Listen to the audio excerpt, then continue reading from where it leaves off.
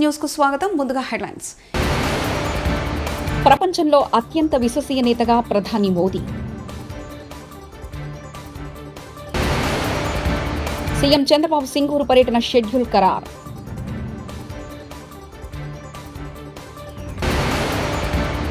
రక్షణ ఏరోస్పేస్ పరిశ్రమల స్థాపనకు చైతన్య పండే.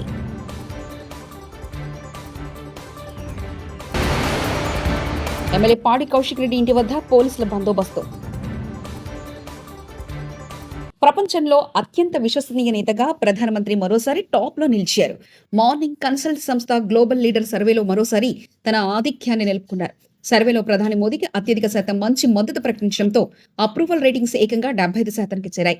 ఈ ఏడాది జూలై 4 నుంచి 10 తేదీల మధ్య సర్వీస్ నిర్వహించారు.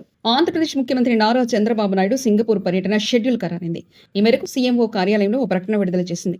ఇవాళ శనివారం జూలై 26 రాత్రి 11 గంటలకు హైదరాబాద్ నుంచి సింగపూర్ వెళ్లనున్నారు. 27వ తేదీ ఉదయం 6 గంటలకు సింగపూర్ ఎయిర్పోర్టుకు సీఎం చంద్రబాబు చేరుకోనున్నారు. సీఎం చంద్రబాబుతో సింగపూర్ పర్యటనలో మంత్రులు నారా లోకేష్, టీజీ భరత్, పి నారాయణ, వివిధ శాఖల అధికారులు పాల్గొన్నారు.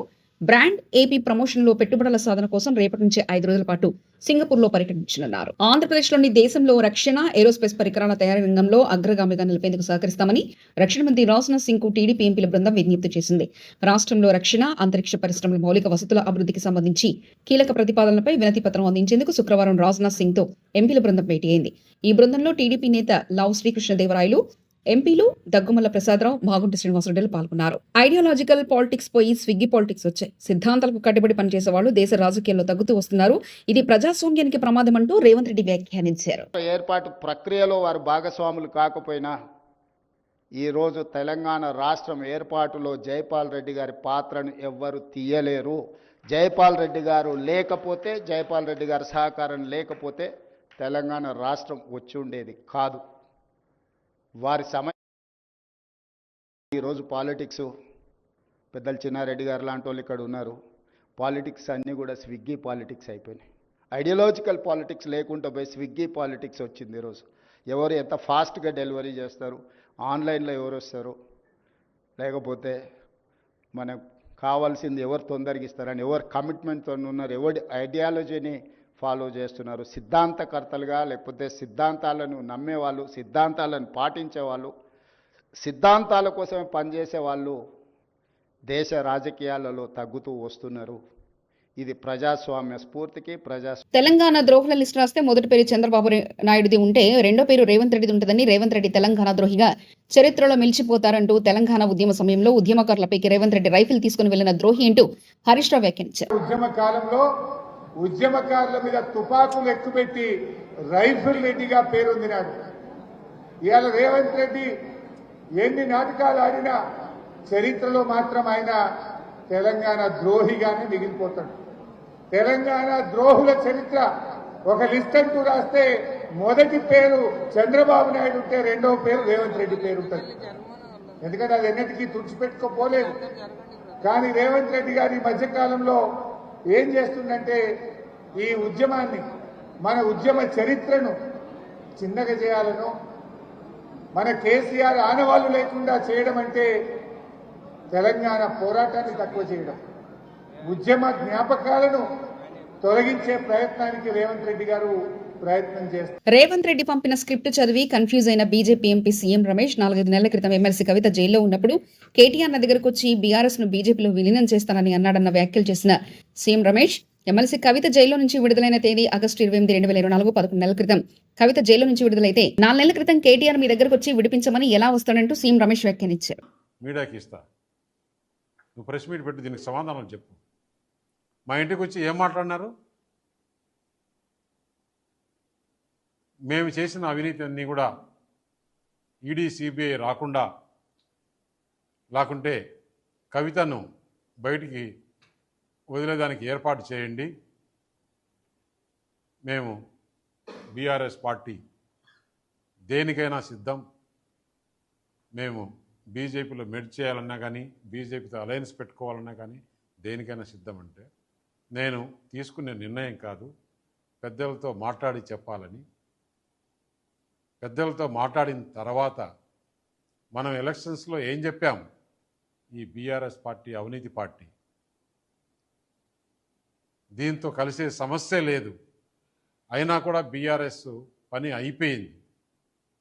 పార్లమెంట్లో ఒక సీట్ రాలేదు, గవర్నమెంట్ లేదు, ప్రజలు వాళ్ళని చీకొట్టారు. అటువంటి వాళ్ళతో మనం కలిసే సమస్య లేదని చెప్పిన తర్వాత నువ్వు ఎంత హైదరాబాద్లోని కొండాపూర్లో భారత రాష్ట్ర సమితి ఎమ్మెల్యే పాడి కౌశిక్ రెడ్డి ఇంటి వద్ద పోలీసులు భారీ బందోబస్తు ఏర్పాటు చేశారు. శుక్రవారం ప్రెస్ మీట్ నిర్వహించిన కౌశిక్ రెడ్డి తెలంగాణ సీఎం రేవంత్ రెడ్డిపై ఘాటు విమర్శలు చేశారు. ఈ నేపథ్యంలో కౌశిక్ రెడ్డిపై ఎన్ఎస్యుఐ నేతలు దాడి చేస్తారన్న అనుమానంతో పోలీసులు భారీ బందోబస్తు ఏర్పాటు చేశారు.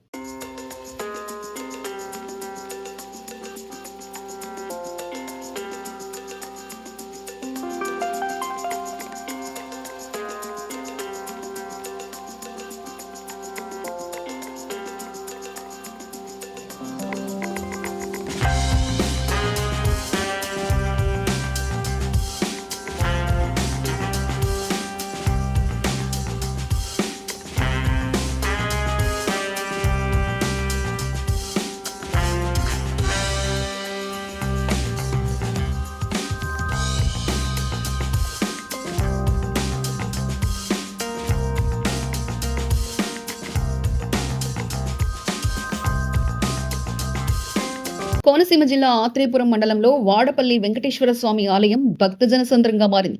శ్రావణ మాసం మొదటి శనివారం కావడంతో 7 శనివారాల నోము నోరుకునే భక్తులు వేల సంఖ్యలో తరలివచ్చారు. మాడవీధుల్లో భక్తులు 7 ప్రదక్షిణలు చేసి మొక్కులు తీర్చుకున్నారు. ఉభయ రాష్ట్రాల నుంచి భక్తులు అధిక సంఖ్యలో తరలి రావడంతో క్యూ లైన్లు ఆలయ పరిసరాలు కిక్కిరిసిపోయాయి. దీంతో స్వామివారి దర్శనానికి 4 గంటల సమయం పడుతుంది.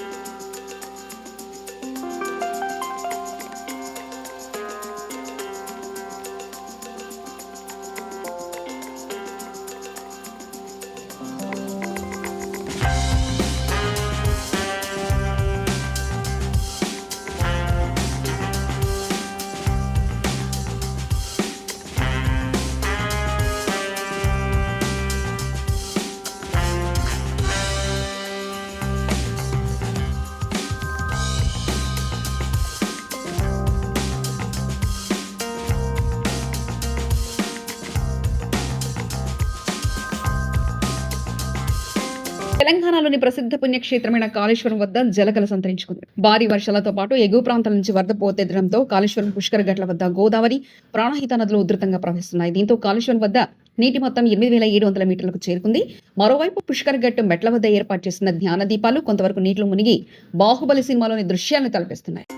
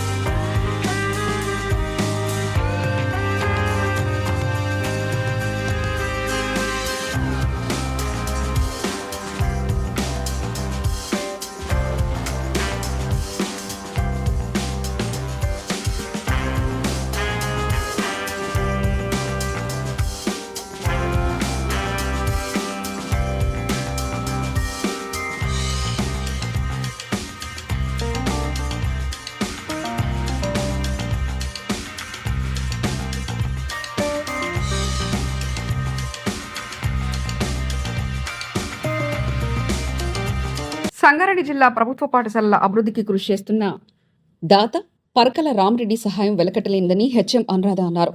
జిల్లా పరిషత్ ఉన్నత పాఠశాల చౌటకూరు గ్రామానికి చెందిన పరకల మంజుల రామరెడ్డి జన్మదిన సందర్భంగా ఉన్నత పాఠశాలలోని సుమారు 400 మంది విద్యార్థులకు స్పోర్ట్స్ డ్రెస్సులు అందజేశారు. ప్రభుత్వ పాఠశాలలో చదువుకుంటున్న విద్యార్థులకు తమ వంతు సహాయ సహకారాలు అందిస్తామన్నారు. విద్యార్థులు శ్రద్ధగా చదువుకొని ఉన్నత స్థాయికి ఎదగాలని సూచించారు. ప్రార్థించే పెదాల కన్నా గుణము మిషన్గా కోరుతున్నాను.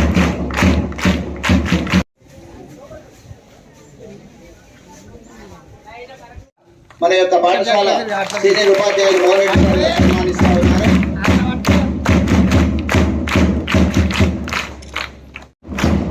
అదేవిధంగా ఎక్స్ సర్పంచ్ గారు శ్రీ మొగలయ్య గారిని కూడా వేదికపైకి రావాల్సిందిగా ఆహ్వానిస్తున్నాం. శ్రీ మల్లికార్జున గౌడ్ గారు కూడా వేదికపైకి రావాల్సిందిగా. తాటి ప్రమాద బాధితులకు 10 లక్షల ఎక్స్గ్రేష్ ఇవ్వాలని ప్రభుత్వాన్ని డిమాండ్ చేసిన కల్లు గీత కార్మిక సంఘం. చేర్యాల పట్టణం, సిద్దిపేట జిల్లా, తెలంగాణ రాష్ట్రంలోని గీత కార్మికుల జోల పాటు మరణాలు మరియు శాశ్వత వికలాంగత వల్ల విషాద సంఘటనలు నిత్యం చోటు చేసుకుంటున్న నేపథ్యంలో కాంగ్రెస్ పార్టీ ఎన్నికల ముందు ఇచ్చిన హామీ మేరకు ప్రతి తాటి ప్రమాద బాధిత కుటుంబానికి 10 లక్షల ఎక్స్గ్రేష్ ఇవ్వాలని తెలంగాణ కల్లు గీత కార్మిక సంఘం రాష్ట్ర కార్యదర్శి బుడిద గోపి డిమాండ్ చేశారు.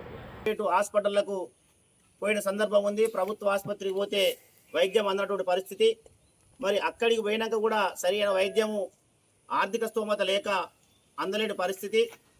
ఇలా పక్కటెముకలు విరిగి ఊపిరితిత్తులోకి కుచ్చుకొని కడుపులో తీవ్రమైన రక్తస్రావం అయ్యి ఇబ్బంది పడి చావు బతుకులలో ఉండి 2 నెలల రోజుల పాటు హైదరాబాద్లో వైద్యం అయినప్పటికీ వెన్నుముక ఆపరేషను కాలేని సందర్భం ఉన్నది. వెన్నుముక ఆపరేషన్ కావాలి అంటే సుమారు 10 లక్షల రూపాయల వరకు ఖర్చు అయ్యే పరిస్థితి ఉన్నది. మరి ఆ గీతా కార్మికుడు ఆర్థిక స్తోమత లేదు, తనకు 2 బిడ్డలు, అదే రకంగా ఉండడానికి ఇల్లు కూడా లేదు. ఇల్లు ఈ రకమైన స్థితిలో ఉన్నది. ఒకటే ఒక రూము. మరి ఇవాళ తను జీవనం సాగిస్తున్నటువంటి ఇల్లు ఏదైతే ఉందో ఆ ఇల్లు చూస్తే ఇగో ఇంత దుర్భరమైనటువంటి పరిస్థితులలో ఉన్నది. మరి శ్రీనివారు ఇవాళ ఆచేతనమైనటువంటి స్థితిలో తన కుటుంబ జీవనం ఇబ్బందికర. తెలంగాణ రాష్ట్ర ప్రభుత్వం స్పందించాలి, మానవీయ కోణంలో ఆలోచించాలి. మరి ఈయనకు మెరుగైన వైద్యం అందించడం కోసం ప్రభుత్వం చర్యలు తీసుకోవాలి. ఇప్పటికీ 1 నెల రోజులు మంచానికే పరిమితమయ్యి ఇవాళ 1, 2 అన్నీ కూడా ఆ మంచంలోనే చేస్తూ ఉన్నటువంటి పరిస్థితి ఉన్నది. ఉండడానికి ఇల్లు కూడా లేదు. తక్షణం ప్రభుత్వం ఈయనకు ఇందిరమ్మ ఇల్లు మంజూరు చేసి గృహ నిర్మాణం ప్రభుత్వమే బాధ్యత తీసుకొని కట్టించాలి. అలాగే తనకు మెరుగైన వైద్యం అందించడం కోసం ఎంత ఖర్చైనా కూడా రాష్ట్ర ప్రభుత్వం మెరుగైన వైద్యం, సూపర్ స్పెషాలిటీ వైద్యం అందించాలని చెప్పేసి కల్లుగీత కార్మిక సంఘంగా ఈ సందర్భంగా డిమాండ్ చేస్తూ ఉన్నాం. దానితో పాటుగా ఇలా ఎక్స్గ్రేషియో ఎన్నికలకు ముందు కాంగ్రెస్ ప్రభుత్వం చెప్పింది, ఎన్నికల్లో మేము అధికారంలోకి వచ్చేస్తే గీతా కార్మికుల ఎక్స్గ్రేషియో చనిపోతే ఇచ్చేటువంటి దాన్ని 5 లక్షల నుంచి 10 లక్షలు చేస్తాం, పర్మనెంట్ బాధ్యతలు కూడా 10 లక్షలు చేస్తామని చెప్పేసి హామీ ఇచ్చారు. ఇలా మొన్న లష్కర్గూడలో పోయిన సంవత్సరం తాటి చెట్ల మీదకెళ్ళి పడి ప్రమాదాలకు గురైన వాళ్ళకు పెండింగ్లో ఉన్న ఎక్స్గ్రేషియోను కూడా ఇస్తామని చెప్పేసి సాక్షాత్తు ముఖ్యమంత్రి గారే ప్రకటించి ఉన్నారు. కాబట్టి తక్షణం 10 లక్షల రూపాయల ఎక్స్గ్రేషియో రేవంత్ రెడ్డి సర్కారు అధికారంలోకి వచ్చినప్పటి నుంచి వెళ్ళి ప్రత్యేకమైనటువంటి స్పెషల్ జీవో తీసి వారికి 10 లక్షల రూపాయల ఎక్స్గ్రేషియో ఇవ్వాలి అని చెప్పేసి ఈ సందర్భంగా డిమాండ్ చేస్తూ ఉన్నాం. దాంతోపాటు గీతా కార్మికులకు ఇచ్చినటువంటి హామీలు ఏవైతే ఉన్నాయో వాటన్నిటిని కూడా అమలు చేయాలని చెప్పేసి ఈ సందర్భంగా కోరుతా ఉన్నాం. నేను బూరగొండ శ్రీనివాస్ గౌడ్ గత నెలలో తన వృత్తిలో భాగంగా తాడి చెట్టు మీదకి వెళ్ళి దిగుతుండ కింద పడడం వలన శరీరం గాయాలతో పాటు పూర్తిగా వెన్నుపూస విరగడం జరిగింది. దీంతో అతడు ప్రైవేట్ హాస్పిటల్లో చికిత్స కోసం అనేక హాస్పిటల్ తిరిగి అనేక 5-6 లక్షలు ఖర్చు చేసుకొని కూడా ఇంతవరకు అది. ప్రపంచంలో అత్యంత విశ్వసనీయ నేతగా ప్రధాని మోదీ. సీఎం చంద్రబాబు సింగూరు పర్యటన షెడ్యూల్ ఖరారు.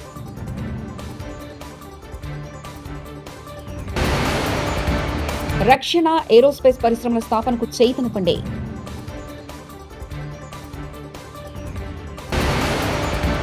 ఎమ్మెల్యే పాడి కౌశిక్ రెడ్డి ఇంటి వద్ద పోలీసుల బందోబస్తు. ఇవి బులెటిన్ విశేషాలు.